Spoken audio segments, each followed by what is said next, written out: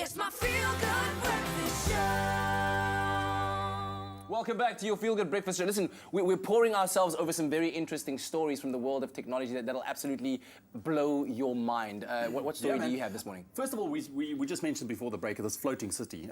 It's bound to become a reality very, very soon as well. And we know this with the ever-increasing in population, space, becomes a problem. But we can't physically head to space, just yet. So if all goes well, a modern-day Atlantis, all right, one that floats, not sinks, could colour the coastline of the French Polynesia by 2020. So that's the kind of idea that it'll look like. Now, Joe Kirk and billionaire Peter Thiel founded the Seasteading Institute nearly a decade ago with the hopes of building the world's first floating city. And now they're only a couple of years away from seeing their solution to rising sea levels become a reality. All right, so literally building a city floating on the water. Now, the Institute has designed a dozen floating islands, which have everything from restaurants, shops, schools, offices, even hotels, okay? And these floating cities would be dotted in the French Polynesian waters, housing roughly 250 people each, and then ferries would obviously get you to and from these cities. Now, although Thiel is no longer directly involved in this project, he wrote in 2009, wrote an essay in 2009 and saying that between cyberspace and outer space lies the possibility of settling the ocean. So, I don't know, what do you guys think?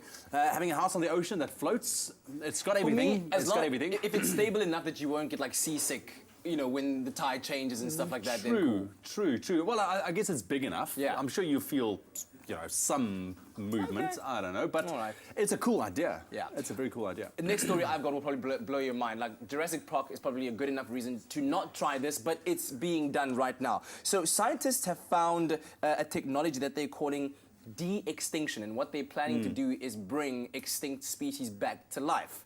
If you think about that, they've tried dinosaurs, it didn't work, so we're okay with that. But now the surprising thing is that they're using DNA from extinct species and obviously using to regenerate them again. And people like George R.R. Martin, the writer of Game of Thrones, has now also gotten involved with funding in this because they're thinking of possibly bringing the direwolf back to life. Like, what could you imagine? Dude, one of my favorite freaking animals, like wolves in general. Okay, so let's say they brought back the direwolf and they de-extincted it. Is that de-extincted it? Would you like to have one as a pet? Think about that for a second. I wouldn't know. But they're also saying that it could hold numerous benefits for the environment as a means of fighting climate change, reintroducing a lot more natural species back into the world. I think it's a great idea. I mean, I was always fascinated watching Jurassic Park and them kind of drilling into that tree gum or whatever that mosquito solidified in and extracting I don't know, it was crazy. But hey, there's a real life example.